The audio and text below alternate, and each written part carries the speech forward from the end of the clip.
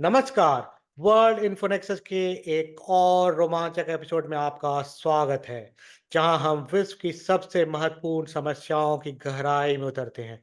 मैं हूं आपका होस्ट सुकांत चौधरी। आज हम एक अंतर्राष्ट्रीय संबंधों का विवादास्पद और नाटकीय अध्याय उजागर करेंगे। रूस के अमेरिका पर कथित जैविक हथियारों के कार्यक्रमों को लेकर नए आरोप। तैयार हो जाइए, क्योंकि हम मॉस्को के ताजे दावों, उनके स्रोतों और इनके व्यापक परिणामों की खोज में निकल रहे हैं। सोमवार 26 अगस्त 2024 को रूस की सरकारी मीडिया ने एक विवादास्पद कहानी को फिर से उठाया है, और इसके प्रमुख हैं लेफ्टिनेंट जनरल इगोर किरलोव। किरलोव जो रूस की न्यूक्लियर, बायोलॉजिकल और केमिकल प्रोटेक्शन ट्रूप्स के प्रमुख हैं, उन्होंने कुछ धमाकेदार दावे किए हैं। उनके अनुसार वाशिंगटन कथित तौर पर मोल्डोवा और रोमानिया के साथ मिलकर ऐसे जैविक एजेंट बना रहा है जो विभिन्न जातीय समूहों को विशेष रूप से निशाना बना सकते हैं। लेकिन आइए इन आरोपों की और भी गहराई में उतरते हैं। किरलोव के आरोप नए नहीं हैं। ये आरोप रूस के द्वारा 2022 की शुरुआत में यूक्रेन पर पूर्ण पैमाने पर आक्रमण के समय किए गए आरोपों की गूंज है।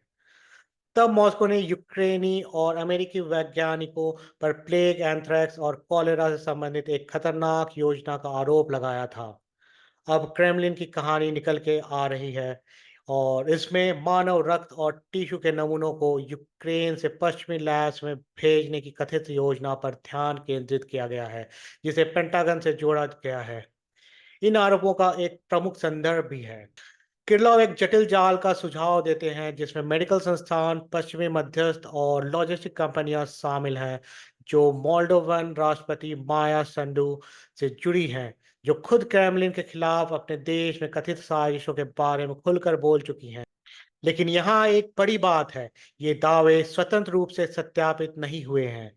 न्यूज़वीक ने पेंटागन के साथ-साथ रोमानिया और मोल्डोवा के विदेश मंत्रालयों से किरलोव के आरोपों पर उनकी राय जानने की कोशिश की। जवाब चुप्पी, या कम से कम इन धृष्ट आरोपों के समर्थन में कोई ठोस सबूत नहीं मिला। इन आरोपों का समय सारणी भी महत्वपूर्ण है। मार्च 2022 में किरलोव ने आरोप लगाया था कि संक्रमित जानवरों को रूस में भेजने और स्लाविक डीएनए का अध्ययन करने की योजना थी, जिससे एक ऐसा हथियार तैयार किया जा सके जो केवल जातीय रूसियों को निशाना बना सके। अमेरिका और उसके सहयोगी ने इन आरोपों को बेतुका बताते हुए खारिज कर दिया और सुझाव दिया कि रूस संभवतः अपने संभावित रासायनिक या जैविक हथियार योजनाओं से ध्यान भटकाने की कोशिश कर रहा हो। अब अप्रैल 2023 में किरलोव ने फिर से दावा किया कि अमेरिका यूक्रेन में एक सैन्य जैविक कार्यक्रम को फिर से शुरू कर रहा है। इसे कीव और वॉशिंगटन ने सख्ती से नकार दिया। किरलोव इन आरोपों को बार बार क्यों दोहरा रहे हैं?